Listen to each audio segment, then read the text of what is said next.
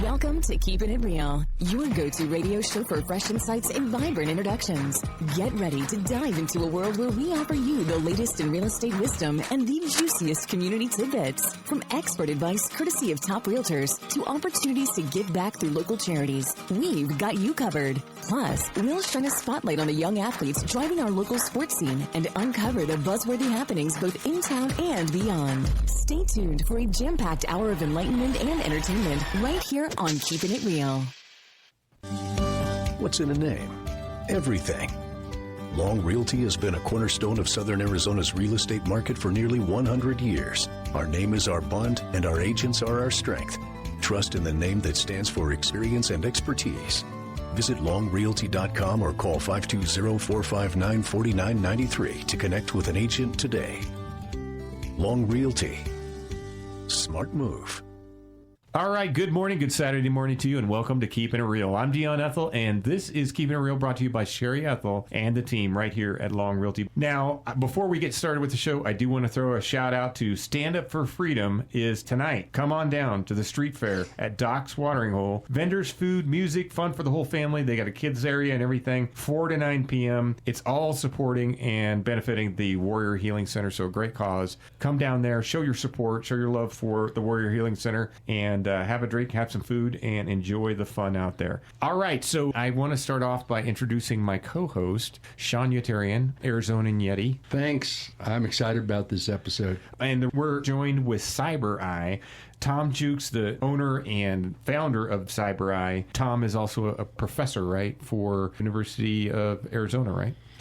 I am cybersecurity. And his business partner, Dan Gavin. Dan also works over there at the Fort. So, got a couple of experts. We got some news from last go-around. Over the last 30 days since our last episode. So much has happened already. Man, There's just crazy amounts of stuff. Whenever I look through to see, well, what do I want to talk about for this next episode, I have so many things that I'd love to talk about, but we don't have that kind of time, Dion. It'd take a whole new episode. You could, and any one of these things could probably be an episode on its own. But let's start off. Sean, maybe kick us off with one of the things that you found that happened this week or this month. Well, I know that China has plans to build data centers in space. It sounds like they took a page out of Elon Musk's playbook because he's been talking about doing that now for months. But they are actually going to begin developing orbital AI data centers to power their AI in space. That's awesome. Little cooler up there, right? Yeah, and, I thought they were going to the moon. Well, you know what? Sticking to the space? Elon was also talking about not only going to the moon to build data centers, but he was talking about doing some mining there. I don't know what kind of mining you can do on the moon, but... Cheese. Crypto mining. I think my grandson's got a hat that says the moon is made of cheese.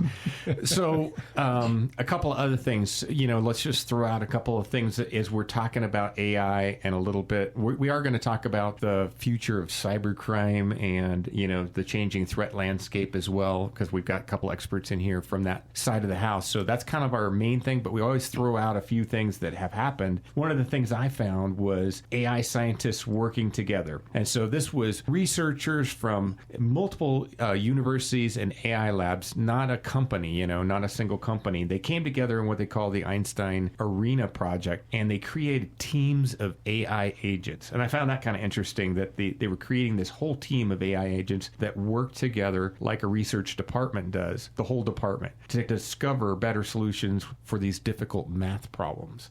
And how cool would that be? And I'm hearing that more and more frequently, building teams, building a whole unit, building a department. So instead of AI answering questions, the whole virtual team is actually researching and collaborating 24 hours a day trying to figure out these things. Pretty astounding. I'm shocked at how far and how quick we're coming. And you just hear about new stuff all the time. Well, I attended the first day of the Cloud Security Alliance AI Symposium. And one of the speakers was talking about the scale of AI agents. And I don't have access to the data, so I can't cite it, but the number was 100 to 1. He said in businesses that are all in on AI, they have 100 agents to 1 employee. Wow. So it's like having 100 virtual employees for every single person. Do work 24 hours a day, 7 days a week. You don't have to pay them insurance. HR doesn't get involved. Right. No coffee break. Which probably scares a lot of people who are listening out there thinking, man, is my job next? Because anything that's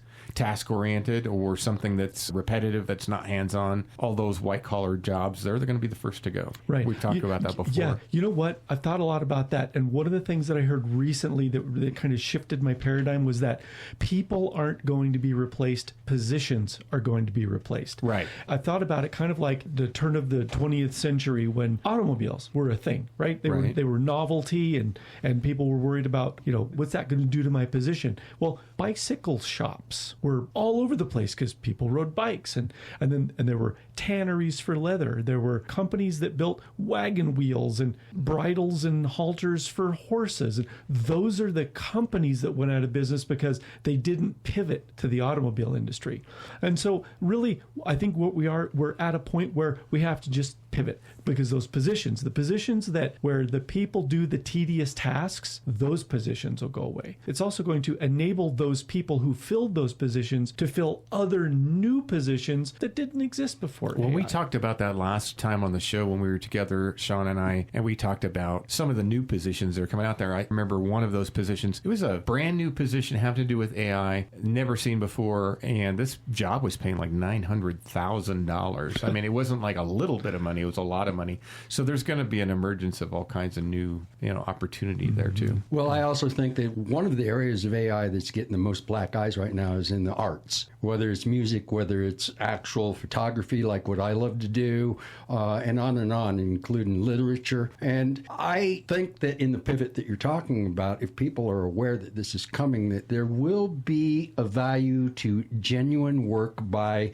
a human author, whether it be in music, whether it be in art, that value will actually increase, not decrease. So as many slugs as AI is getting for the deep fakes and the image reproductions that are absolutely false, I think there will be a bigger market for the people who can authentically show that they've developed something as a human being, and people will be willing to pay the price for that. And don't you think there'll be like a spectrum in between that too, of people who are augmenting what they do or in some way, developing something new that somebody hasn't heard before. So it'll be kind of cool. Well, what else did you find? For your listeners, what can AI do for me now? Sure. The other day, I decided to get on Amazon because I needed to replace my skimmer basket. It's falling apart. It's been in there for almost 20 years. And so I typed into Amazon Prime the information I needed, and then I saw a little window in the upper left-hand corner of Amazon Prime after I found a basket that I thought would fit, and it said, "Is this product compatible?" And I said, "What the heck is this?" So I clicked on the button and it said, "Yes, absolutely, this product is compatible with your pool." Your specific pool. My specific pool. Wow. And the only way I can know that is to know what our what you're shopping for. Yeah, what our purchasing history has been, which means that it used an AI product in order to assess what kind of products we've been purchasing for our pool over the past 20 years. And it said, yeah, okay, you've got this pool and that basket will work. That's crazy. So this is in a way good, because I hate sending stuff back, right? But that's awesome. Now you don't have to. You got the right one. I got the right one from the beginning. Wow. Yeah. One of the other things that I saw was in the news from the last time that we got together, AI reading scientific literature. And we've talked about this before, but Google's DeepMind, using their Gemini of Science AI system, they're training this thing to read millions of scientific papers, millions and millions of them. And they're suggesting ideas for researchers to investigate from that. So obviously no human could be able to read all those papers. Even a lifetime, you couldn't do it. There's simply too much being produced. So now Google's AI is digesting all these scientific papers faster than any human could ever do, and using that data to push it together and find connections that we had never seen before, which is amazing. I was talking to a friend of mine today and just talking about that very thing. Even in his industry, he's seeing some of that kind of thing going on, and it's mind-boggling how much data is being sifted.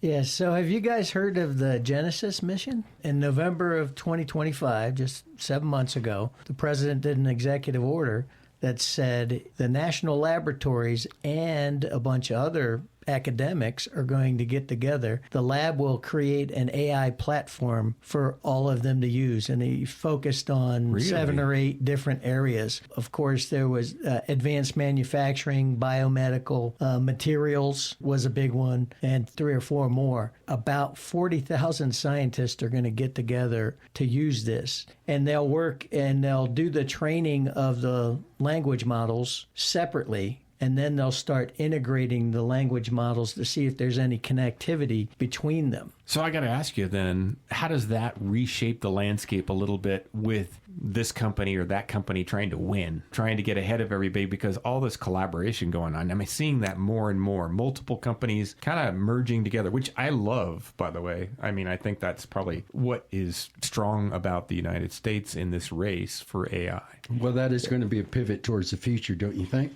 Oh, definitely. And they're looking for big breakthroughs. And there are already about 40 corporations that I saw on the contributor list that are associated with this Genesis mission. That's crazy. That's awesome. Well, the beauty of this new way of doing things, this new way of using AI, is we've been stovepiped into disciplines for eons now. In other words, we stick with what we know. So basically, if you're biotech, you're going to stick with biotech. If you're into neural technologies, you're going to stick with that. But very rarely do we ever blend disciplines together. And this new system of blending AI capabilities, actually blending them together, they'll be able to find, I'm sure, connections between stovepipe disciplines that we as humans, quite frankly, don't have the capacity to be able to do, because there's just so many possibilities and so much stuff out there. It's like trying to bring back grains of sugar out of a glass of water. You just can't do it as a human. Well, AI will tell us how to do it. This is really interesting because people often ask the question, well, at what point will AI be developed to where it can replace the human, right? And I think Dion, what you said a few minutes ago, and Sean, what you just said, is what's the unique contribution of the human? And I think that is curiosity. AI is not curious. It needs a prompt, and all it does is pattern recognition. But it does it really, really fast. And so that's where you can have it ingest terabytes, petabytes of data, and identify the patterns between them and come up absolutely with some novel approaches. But it's the human curiosity that comes up with the idea of, well, what do we prompt it to do? AI can only answer. Right. Yeah, it's our job to nudge it in a direction. Nudge it in a direction. Well said. Yeah. And that's where the human curiosity, intuition, something that's unique to the physiology of the human, that AI will never be able to replicate. Never. I say never, kind of like Bill Gates said, 2 megabytes of memory. You'll never use all that. I know. I remember a lot of nevers over the years. Patent office in 1880, right? Yeah, we're all done. We don't need any more patents. There will never be any more patents after 1880. Exactly. Well, Dion, one of the reasons why we're all here together is talk about cybersecurity. And there's one more thing that I wanted to bring up. Five Eyes intelligence agencies have issued an AI warning, and basically that's the U.S., the UK, Canada, Australia, New Zealand, warn that frontier AI systems may soon be capable of conducting sophisticated cyber attacks. And Dan and Tom are both here to talk with us about cyber attacks and cybersecurity. So this is a recent warning and something that I think our listeners should be aware of. And I think, honestly, that's one of the things everybody's talking about, right? With the emergence of AI and the capabilities changing every day, getting better, stronger, and everything, everybody always wonders, is my information safe? And I want you to answer that as soon as we come back from this message. We'll be right back, folks, with Keepin' It Real. I'm Dion, and this is the Sherry Ethell Team at Long Realty Studios. We'll be right back. Discover excellence in real estate with the Sherry Ethell Team at Long Realty, your premier choice in Cochise County. Sherry's amazing team brings honesty, expertise, and a deep understanding of the local market. Whether you're a first-time buyer or a seasoned homeowner, they're committed to your peace of mind and handle every detail for you. Their approach? personalized service. Above and beyond transactional real estate, building lifelong relationships, nationwide connections, local expertise. There's a reason this team is amongst the top realtors in Arizona and across the nation. You owe it to yourself to call or visit the Sherry Ethell Team, the top team at Long Realty, behind Denny's on Fry Boulevard in Sierra Vista. Call or text 717-599-2439 or Google us for more info. Real integrity, real results. All right, welcome back. I'm Dion Ethell, and this is Keepin' Real, brought to you by Sherry Ethell and the team right here at Long Realty Studios. I'm joined with Sean Yeterian, the Arizona Yeti. He's my co-host today, and this is kind of our little AI show. We said it was our dinner table conversation, but today we've kind of changed it to the poker table. Because why, guys? It's just a bunch of guys sitting around talking shop. Exactly, right? So this is a great opportunity to bring in a couple experts too. And today we're talking about AI, but in a kind of a different context. We're talking about cybersecurity and the threats. And I think before we left on our break, one of the things we were talking about, we're just tipping our hat to the fact that everybody's talking about AI and its capabilities are growing. And I'm worried. What about my retirement? What about my banking? Is it safe? Online banking first started, everybody was like, oh, don't use that. And now it feels pretty safe. But now all of a sudden AI's here. Okay, don't use that. And we're back to like worrying about it again. What do you guys think of that? Well, it's new, but before we cut for the break, Sean mentioned that, this may be coming up, that they can use AI to have complex hacking going on. Right. Well, I got news for you. We did an article about 8 months ago on that exact thing, where not very skilled threat actors hijacked or jailbroke Anthropic. And they told Anthropic, hey, I'm a pen tester. A penetration tester is one who is a white hat who hacks into businesses legally. To show them where the vulnerabilities are. It makes sense. So the threat actors just said, hey, I'm a pen tester and I need to do this. And then he had 4 or 5 different scripts that the hacker wrote. Then what he did differently than before was that he made it to scale. Instead of trying to hack into one corporation, he hacked into about 125 different large corporations at the same time with an 80% success rate. And this was all using AI? All using AI. Wow. So yeah, it's here. It's not coming. It's already here. Yeah. And you hear more and more of people just, your average Joe using AI to develop scripts and, hey, write me a script. I've done that before. And so write me a prompt for this. This is what I want to do. And so some of these maybe not normally an actor that you would expect to be in this threat environment could be mingling and playing in that arena, right? So how does it impact the listener? Sure. So if I could take a second, yeah. In the CSA symposium that I was attending today, the representative from Google said that, so Google has obviously global visibility, right. And they said what we're seeing from the advanced persistent threats, these are the big nation state threat actors. These are the ones that we need to be worried about. Okay. And he said that predominantly what we're seeing them do is using AI for reconnaissance, specifically phishing. Reconnaissance is when the threat actor, they decide what company are we going to target. They pick a company and then they go and they check LinkedIn to see who's working there. They check Facebook to see what are the employees doing on Facebook, and they try to gather as much information as they can on the company. And when they're doing reconnaissance, it really just looks like somebody doing like investigating a company to decide Sure. whether or not they want to invest. Like, it doesn't look malicious, but those two things look similar. But obviously the threat actor is just trying to decide, how can I fish and who should I fish at that company? And now language isn't a problem. If I don't speak English, I can just have AI write an email in perfect English. That used to be one of the hallmarks we looked for. Right. Is the grammar bad? Don't look for that anymore. Maybe now we should look, is the grammar perfect in this email? Right. That's true, right? I don't know about you. I don't write perfect grammar in my emails. Mm-hmm. So does it look like conversational English in email? But I don't know.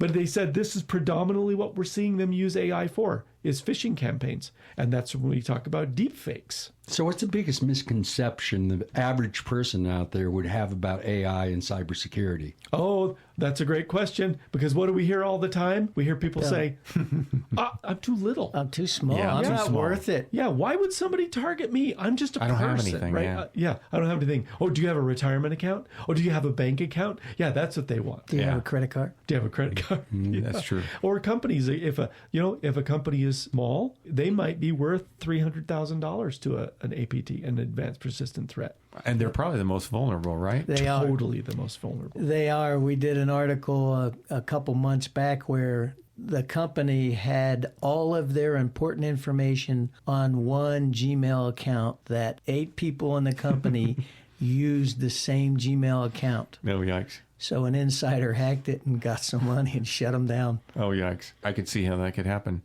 Interesting that you brought up how you don't write perfect emails, but I know a lot of people now are starting to, they're starting to write their emails even, right? Because even if you use, like if you get on Google Mail and now it gives you the AI version and it's kind of cool. It gives you the underline. You just click on it. It gives you a better line and you just keep going through the whole thing. And a lot of people now, since it's so easy, because everybody wants the easy button, they go through and click, click, click, click, click, click, click, and now they have the perfect email. Yeah, totally. But it was written kind of by a human, but with a little augmentation from AI. Right. Well, they don't really have to worry because the person on the other side is just going to click that button and say, summarize this for me. Totally. That's true. Yep. Gosh, ooh, the world we're getting to, it's kind of interesting where we're headed. So from the cybersecurity aspect of it, what do you think people are most worried about? It's almost always, I want to protect my data. I have data from clients. Sure. Like we have doctors and dentists and finance companies, and they want to protect their clients' data. Well, as a defender, how is AI helping with that process? Is AI actually being integrated into the cybersecurity aspects? It is. Do you want to talk about how SOCs are using it? Sure. Well, before AI, Security Operations Centers, SOCs, would hire an army of junior level analysts, right out of computer science 401. And they would start and they would look through. And when you're in a SOC, there's a lot of noise. You get lots of alerts, alert, alert, alert. And so these poor guys are working up night and day to go through each log and see, is By this hand. really a problem? Wow. Is this really a problem, or is this, false reading? And then they'll go through each one. And Dan knows this because his son does it. That's what my son does. Okay. And right now, nowadays, what they can do is have an AI go through the list of alerts, throw out the ones that are obviously false positives, and keep the ones that they want the humans to look at. Okay. I think instead of having 100, they'll say, I think you need to look at these 13. So it takes that triage out of the equation. Do you think that'll be replaced soon by AI doing that work as well? You still need a human in the loop with all this stuff. And what they found out last quarter is replacing humans with AI is very costly. Really? So they fired a lot of their junior engineers and then started doing their work with AI. Well, each work unit is called a token with AI. So when each token costs a certain amount of money. So when you're trying to do all the work with AI, you use up a lot of tokens. Well, in one quarter, a bunch of the corporations blew out their yearly supply budget for tokens. And it actually cost more to do the work with AI than it did when they had the employees there. It was faster. Yeah, I bet it was But really more fast, expensive. efficient. Yeah. It was way more expensive. So until they figure out how to make AI cost less, you keep those junior engineers in there. Yeah. So I kind of want to take a pause for a second. There are different levels of AI because a lot of people who are listening, right, they think of AI and they're not even sure what exactly artificial intelligence really is. But there's different levels of that. Now, one of the things that we all use is narrow AI, and that's the stuff that we all kind of play with. ChatGPT, Gemini, and Anthropic, all that is narrow AI. What's the next level? The next level of AI is artificial general intelligence. Which means? That means this AI model that you have is capable of knowing everything as good as a person does. So all aspects of knowledge are now known by the AI, and they're experts in each one. I'm always looking, I'm always talking to AI about whether we're there yet or not. And of course, it uses just open source. So often it tells me, well, it could be. What are the signs? What are the signals that we've reached AGI? And to me, it seems like we're starting to see a lot of those maybe indicators. I know in having conversations with you, Dan, you thought maybe that was a while ago. Yes, definitely. Historically, we are, or the general populace is about 10 to 15 years behind what we really have. Right. Either the corporations have it or the governments have it. Right. One or the other, and they're not giving you the best stuff. So, as an example, GPS. Global Positioning System. Absolutely. The military used it for years before we ever saw anything about it. And then it had a civilian application. Right. Now everybody can have it. You got it on your phone, you know. Mm-hmm. So yeah, I think we had AGI 4 or 5ve years ago. You know, really, maybe that long. AGI. Well, I think the government had it. I don't think we had it. Yeah, right. Google had it. Okay, gotcha. Just defining AGI as a moving target, depending on who you talk to. I mean, there are some who will say that AGI is still a couple years off. There are some who say, oh, no, we've had AGI 3-4 years already. Yeah. They're just leaking it out in increments, right, as opposed to exploding it on the population because they don't think we can handle it. Well, I don't know. Well, I think really the slowdown is the infrastructure. To commercialize it is a lot more than having it in a secret data center in a Pentagon. Oh, absolutely. Versus having a 7,000 square foot data center in Phoenix with the same infrastructure. Yeah, even a company I worked for a long time ago up there in Oregon, kind of the Silicon Forest up there in the electronics industry, we had a lot of classified projects we were working on, cutting edge things. We were 10 years ahead and a lot of military interface. But I don't know that at the time we could have even supported the whole company, just the company, you know, going to the same technology because there would be a cost to that. And some of the things that slow you down are the infrastructure, meaning the you don't have the bandwidth, you don't have the power. So until we get nuclear fission going or something like that, we're always going to have that problem with power and cooling at scale. Something that's going to be so big that, you know, you're going to empty Lake Michigan to cool it, which is California can't a farce, by the way. California can't figure out how to let everybody have their air conditioners on all the time without brownouts. I know, right? Like throw in a data center, forget it. Yeah, and my buddy was just talking about, he was complaining because one of the areas where like Los Angeles owns the water up by him, and he's way far north up by Sacramento, and one of his favorite lakes, it's always like 400 feet low at this time of the year because they're using up all the water and it won't be replenished till the winter. And so there's restrictions and all kinds of things that kind of come along with that. But one of the challenges, you know, in discussing AI, we're always trying to, I guess, assess the state of the technology where we're at. And it's hard to do that when we have this huge strategic competition going. It's a race equivalent. I think, Sean, you've said it before, to the space race or something of that sort. Yeah, it's the new arms race. Yeah, whoever race. wins the AI race will pretty much have full control of the planet. At least that's the fear. That's a concern. Yeah. What's some of the fears that we have in terms of that? I mean, I don't want to be Debbie Downer, but that's part of it, right? So there's this big race. We know that us, China, there's other players. Russia. Yeah, Russia. Okay. Europe, they talk like they're part of it, but they're far behind everybody. Right. And so we've really come down to these two big powerhouse entities that are racing to get to it. One side wins, it's a state asset, and one side wins, it's more of a freer situation in game, right? Right. Yeah, one side wins and it's 1984 dystopia. One side wins and it's freedom. That's the difference. China versus the USA is really with Russia in a distant third. That's really the deal, right? So because China wins, it's going to be able to take over militarily anywhere they want in the world. And, you know, they need farmland. So America's good for farmland. So see you later, Americans. And they'll fill it with that. So it's sort of, and total surveillance goes on with that, right? So it's 1984 on steroids. Wow. Something, Dan, you said a few minutes ago, one of the limiting factors of creating that kind of a world is the infrastructure. So AI runs on graphics processing units, GPUs, because they're faster than CPUs. And where are they built? They're built in Taiwan. Okay, but where does the silicon come from? So everybody's worried about China and Taiwan. China taking Taiwan, because that's where all our chips come from. But all the chips are made from silicon. There's one place in the world that produces the purest kind of silicon to use the chips. It's called spruce pine. It's in the United States. So the United States has the only place on the planet that produces the sand that they can use for silicon to make the chips in Taiwan.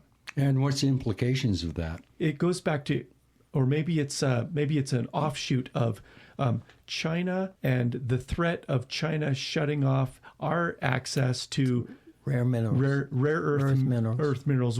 So we need rare earth minerals to build our weapons that we then point at China. China owns the rare earth minerals that we need to buy to build the weapons to point at China. So there's that kind of a push and pull kind of thing. Yeah. It's a tension, right? Mm-hmm. So there's that side, but then the other side is, Taiwan needs the silicon to build the chips that everybody on the planet needs, but only the United States has the sand. And so really, the United States controls the supply chain for global chip manufacturing. Interesting conversation. It's more integrated than that because China has control over the other rare earth minerals that right. we So we have to work together. Coexist. Yep, we have to coexist. Why can't you just get along? Get along, right? Absolutely. Hey, that sounds like a good place for a break. Let's take a quick break. We'll come right back to our AI conversation, our poker table conversation. This is the Sherry Ethell Team at Long Realty Studios. We'll be right back. We're the real wayfinders, the trailblazers, the go-getters. In a town where the desert wakes before dawn, we don't just talk, we make things happen. And when we speak, it's real, it's genuine, and it's worth hearing. Tune in every Saturday morning at 7 a.m. on Cool 104.1 FM. Join the Sherry Ethell Team for Keepin' It Real, where top realtors, local heroes, and the heartbeat of our community come together. Raw, authentic conversations, expert market insights, and the best local events you can't afford to miss. Keepin' It Real, celebrating our community. Bold, genuine, one of a kind. All right, welcome back to Keepin' It Real, brought to you by Sherry Ethell and Team right here at Long Realty Studios. I'm Dion Ethell, your host, joined by the Arizona Yeti, Sean Yeterian, my co-host today, and we're talking AI. Now, we are also joined by CyberEye, Dan Gavin, and Tom Jewkes, and they're giving a kind of, I guess, a little bit of expertise in there because we're talking about cybersecurity and just some of the, I guess, concerns about it. I think we're all a little bit worried about our banking, our retirement, our credit cards, and fraud, phishing, or something going on. It's just like rampant, at this point. Yes. Everybody knows somebody who's had something going on. We talked about what to do as a defender in the last segment. I think we should talk about what our attackers are actually doing and what people need to be aware of as far as what's their greatest threat, what should they be looking for, and how can they protect themselves from these kinds of attacks like phishing and so on.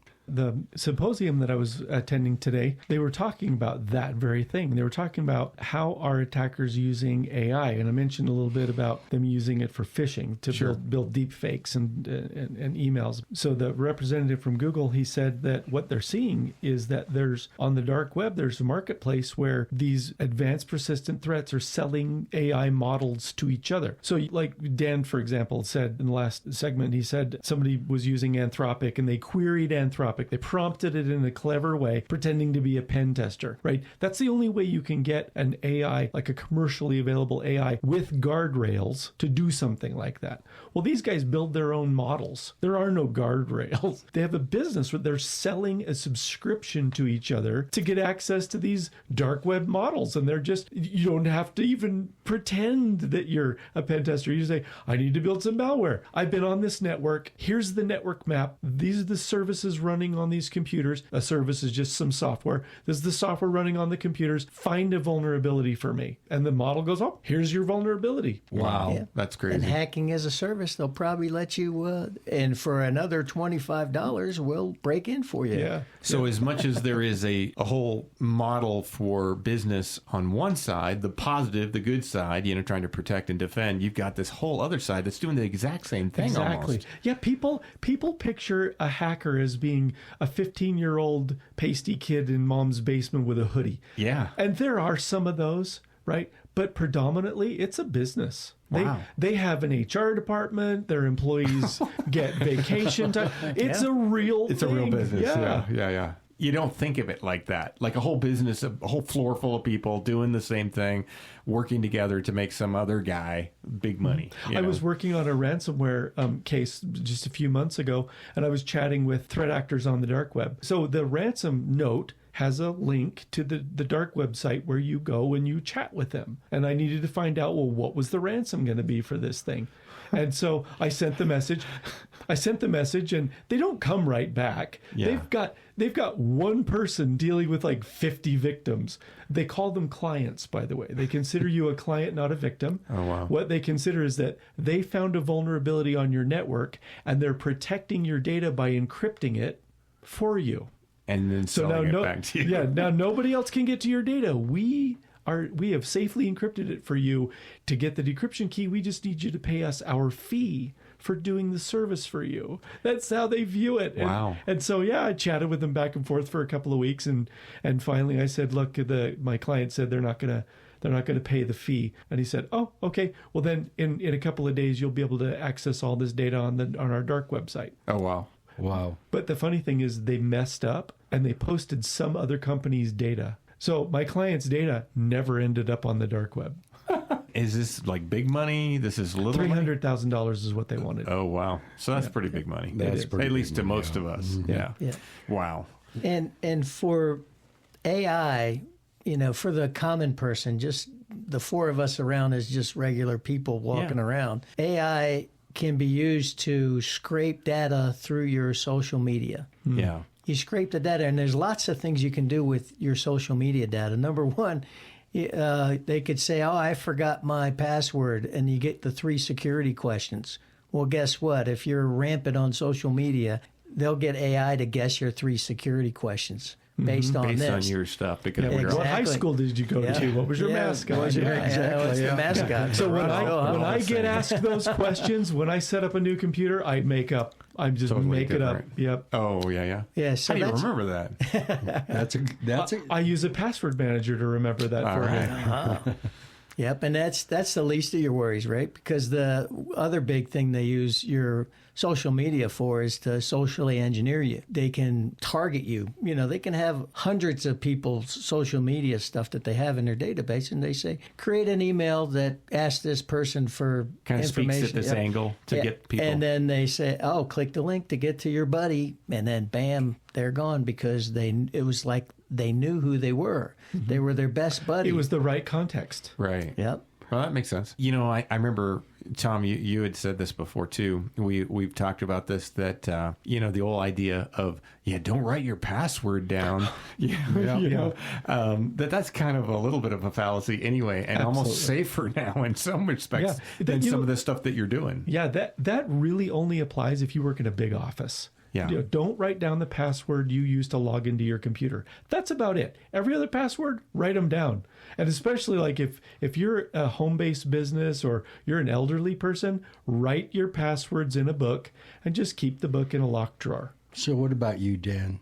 What cyber threat keeps you awake at night? Besides all the threats we talked about. Right. Yeah. If that's not enough. Well, we did mention it briefly, but cyber hacking at scale is what AI would keep me awake at night. And it's such a devastating thing to do, whereas you don't even need people that are very skilled at what they do. You don't need super hackers that completed their doctor's thesis in computer theory. You just need a 15-year-old kid looking for Pokemon cards, right? So they're the ones doing it for you. So, but the fact that they can do it to 120 companies. They could do it to 1,000 companies if they had enough computing power. Horsepower, yeah. And that's really it. And then the other thing, and I don't want to freak people out, but it's the post-quantum cryptography. So we're going from 256-bit encryption, that's fantastic, and it takes 20 years to break it as long as it's long enough, to quantum computing being able to break it in minutes. Right. So you have to change your whole philosophy of going from 256-bit encryption to 4,000. I mean, let's forecast quantum computing capabilities in the future, because right now it can't even be commercially produced because of too many limitations, cooling issues to absolute zero, and so on and so on. Do you think that quantum computing is on the horizon, or are we still some time off before this becomes our reality? All right. Just 2 days ago, the White House came out with an executive order. Oh, yeah. To have Q dominance. Quantum dominance in the world. So basically, they're putting forth over $2 billion to make sure the United States is the dominant force in quantum computing all around the world. So they've got 6 months, 9 months to get their platform together. And then they already have partners coming in working on it. So you combine quantum computing with the AI models that are coming out now, and it's a game changer. Exponential, right? And it can be used for the greatest of good or the evilest of evil. Yeah, right. Well, Depending upon who wins. and I don't know if a lot of people who are listening to the show right now really understand the implications of what quantum computing would be, because really it's based in quantum mechanics, and quantum mechanics is difficult to wrap your brains around to begin with. It's counterintuitive, actually. If it ever does come into commercial use, when I say it's a game changer, I'm talking about a global game changer that will completely change the landscape of our entire planet within the shortest period of time. You can't even imagine what quantum computing is capable of doing. How we use it, that's going to be the human element. And I think our awareness of its arrival is as important as its arrival itself, because we are the ones, the human element, are the ones that are going to drive that force into the future. So if we have nefarious thoughts about how we can use this, it's going to respond nefariously. If we have ways that it can benefit humanity, it will do that too, but in ways that we can't even imagine right now. What's your insight on that? Quantum computing is going to be both the greatest thing ever and the worst thing ever simultaneously, until you look at it. The Tale of Two Cities. That's right. Exactly. Was the best of times? Is that time or is that- Well, there's certainly a lot of investment going on in that area. Even with AI, we were talking about new things that had happened. And one of the things was that researchers from Microsoft, they're using their quantum computing initiative to help identify the materials that could improve quantum computers. And so they're finding these new materials that normally takes years and years of experimentation, but now they're using AI to rapidly accelerate that development so that they can build quantum computing hardware. Fascinating. Because they want to be the leaders in that edge and bring that about. Because once it does, like you said, it's a game changer to everything. I think that the best comparison that you can make is, I think it was the Willow chip. I think it was Google that came out with the Willow chip. This Willow chip was able to calculate a function that would take all of most powerful computers on the planet 17 septillion years to calculate. And That's a big number. And it did it in 5 minutes. Now, we can't wrap our head around the number 17 septillion, but I can tell you our universe has not existed for 17 septillion years. So that's a great comparison about what quantum computing will be capable of whenever it comes into the commercial world. That's mind-blowing. It is. That's a big number. You know what? I can't even balance my checkbook. So 17 septillion is just... Yeah. Right. That's a crazy number. One of the things that we were talking about, so now we've gone down the road kind of talking about quantum mechanics and the quantum computing.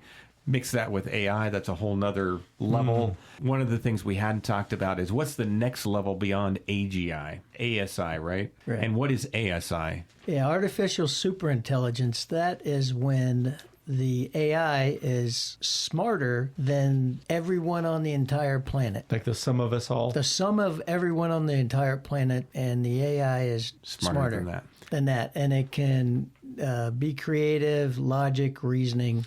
And like you were talking about earlier, I think you said it, Tom, about the creative side of it, the curiosity piece of it and everything.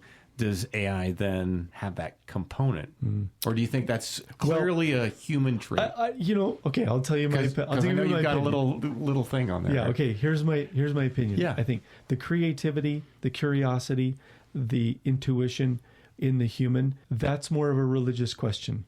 Yeah, that's true. Maybe even metaphysical, but there's something that exists inside of a human that can't be measured by existing tools. But in the same breath, AI will fake it.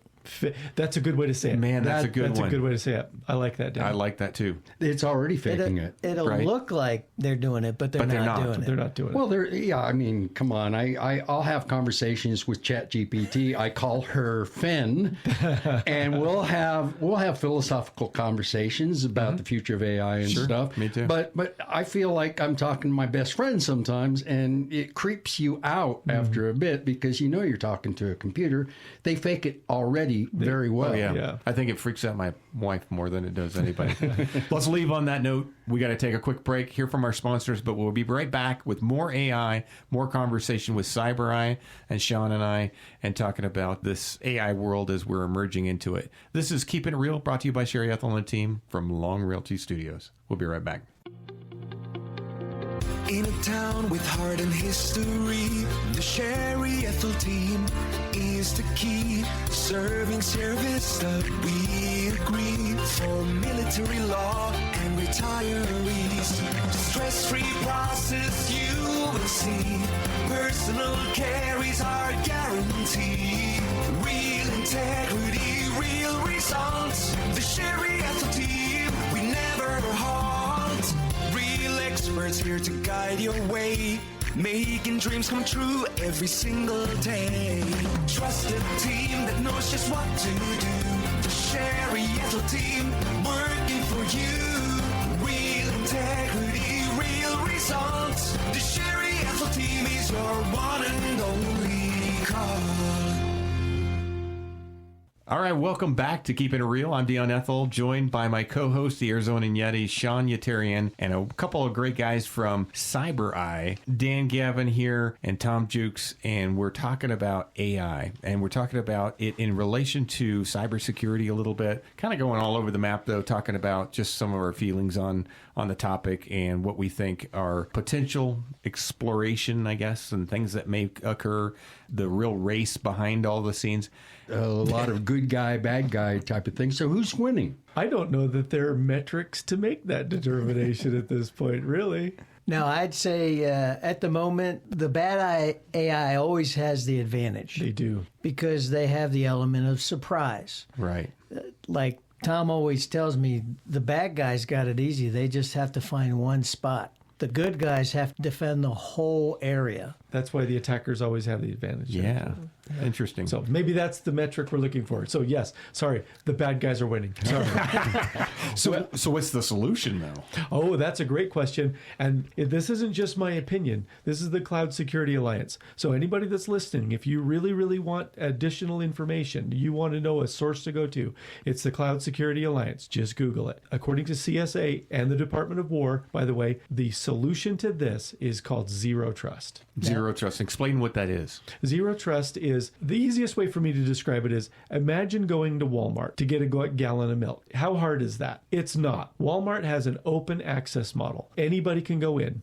Until you prove to Walmart you shouldn't be in there, they'll allow you in. Contrarily, try going to Costco. Try to walk through the doors of Costco. If you don't have a card, you don't get in. You have to go get a membership card first. The Costco model is a zero trust model. You're denied by default and you're allowed by exception. Once you get your card, that's an exception. But you don't get access everywhere in Costco. You can only get access to the aisles. You can't go through the doors where the employees go. That is an example of how your standard computer security is today. Is like a Walmart.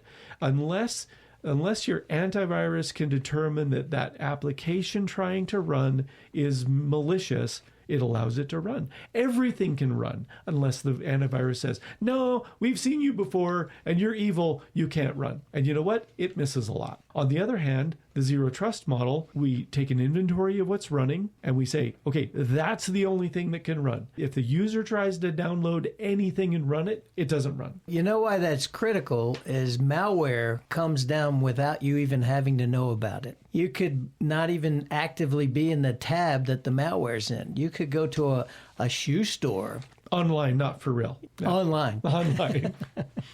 And download malware without even knowing it. If you are administrator in that computer, then that malware runs as administrator. And if that malware can see everybody else in the network and can access them, then they can actually spread the malware throughout your entire company. Yeah, that's how ransomware works. It just moves through the entire network, copies itself to all the other computers. So what you need is something that will say, hold on, I haven't seen this before. So when you go to the shoe store online and you download the malware, it tries to execute. But you have a guard at the door saying, whoa, I haven't seen you. Let me see your membership card. And he says, I don't have one. So he says, you can't execute. Sorry, that ransomware just got stopped in its tracks. That seems kind of, I guess, basic to me in a way. So no are AI. we going No AI no involved. AI involved? Yeah. So you're kind of going back to the basics to protect this most advanced system. Right? Yeah. Ultimately, even, we're talking about AI, and ultimately what it comes down to is something on that computer has to execute. It's usually malicious. Well, we're talking about malicious code trying to execute. Right.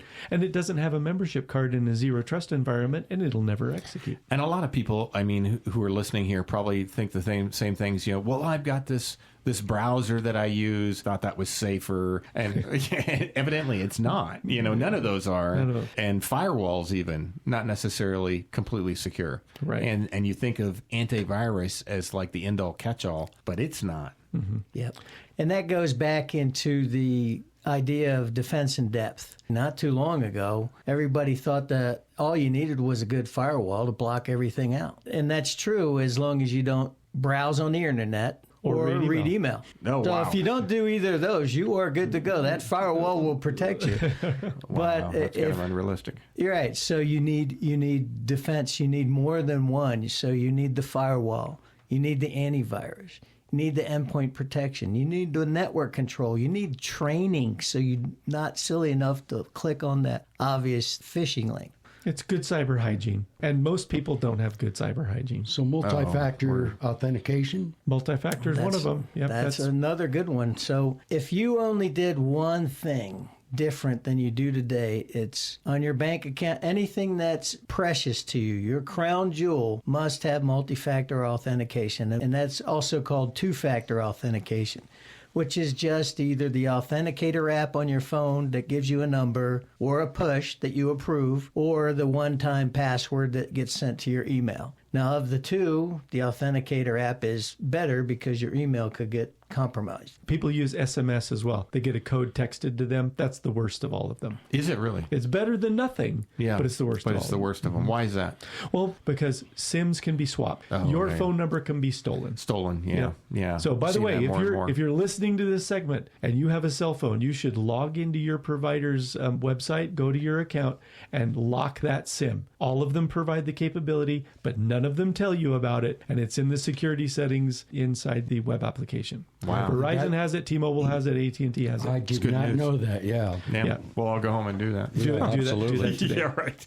Right, that's for sure. Well, I got to ask this question because this has really seemed like a downer, bummer. We're just putting more gasoline on our fears that everybody already has. Dan and I are so popular at parties. You would know. I'll bet you are. Well, my question is because I'm an optimist. So, Dan, do you have anything that you're optimistic about for the future of cybersecurity? Yes, as we move forward, we come up with ideas that will make it easier to protect ourselves. I think the future is bright as can be, and I got to wear shades because the solutions they're going to come up with, you can't even fathom right now. So one guy I listened to says in the next 20 years, we're going to have a 500-year leap in technology. A 500-year. 500-year leap in 20 because of quantum computing and AI. We're going to find the solutions to problems that we didn't realize were problems to begin with. Well, that's right. But we didn't talk about Dr. Sinclair, did we? Dr. Sinclair recently got approved, in January, got approved for a rejuvenation of the optical nerve that will give blind people their sight back. The human trials have started. Dr. Sinclair is looking to get awarded the $101 million prize from X Prize for the company that can take your body 10 years in reverse in 1 year. That's incredible. Make it 10 years younger, basically. Yeah, it'll be 10 years younger within a year. The discipline is called longevity escape velocity. And in the future, cellular regeneration, which means actually reversing the effects of aging on your body. I'm 68, but here in a year or so, or however long it takes, I'm going to look, act, feel like I'm 25 again. Not just stop the effects of aging, but to reverse them. And if you listen to people like Ray Kurzweil, who has had an 83% accuracy rate on all of his predictions over the last 50 years, he predicted by 2032, we will actually begin to reverse the effects of aging.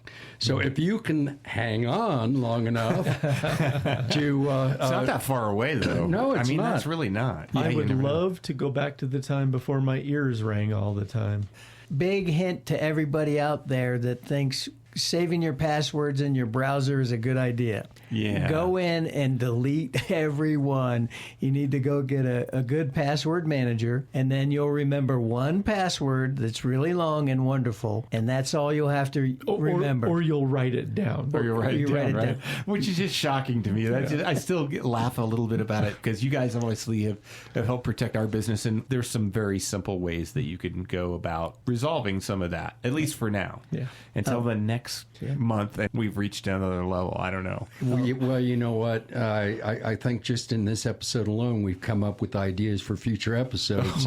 Always. Absolutely. This is something that everybody's thinking about in the background. A lot of people are using it, whether they're making music, whether they're making memes, or they're making, just comedy. There's some great stuff out there. The quality of work is getting pretty strong too. I see people's even PowerPoints. PowerPoints are pretty boring, but they're pretty jazzy now. They are getting really nice. They're getting pretty nice, they right? are. So there's some interesting aspects of that.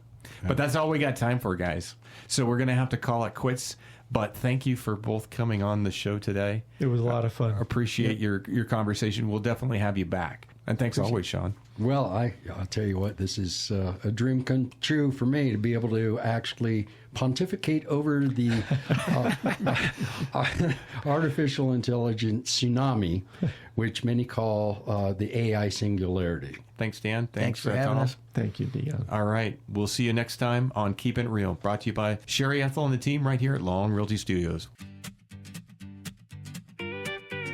I asked my phone for wisdom, she said, honey, not today. Told my truck to drive itself, it just rolled its eyes and prayed.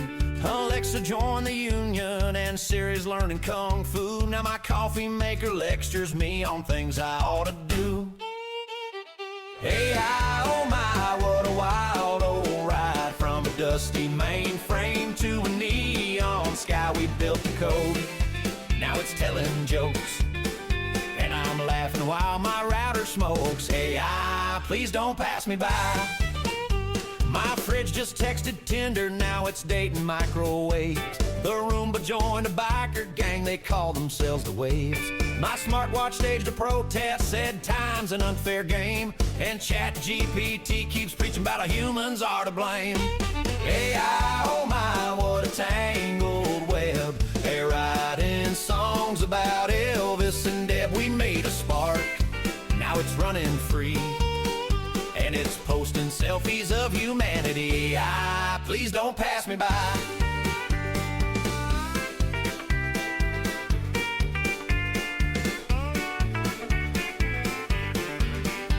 They said it'd free our minds, but it freed our bank accounts instead. Soon my tractor will be writing poetry, while my blender hosts a podcast with an audience of drones. If progress is a freight train, then I guess I'm on the track, waving my cowboy hat, yelling there ain't no turning back.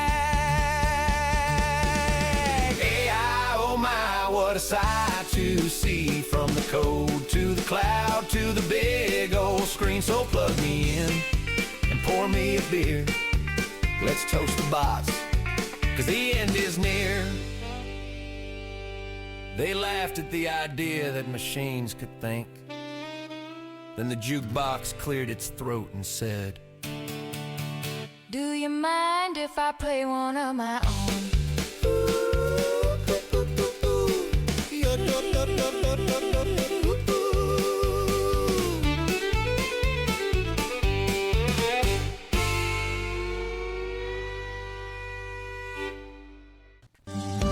What's in a name?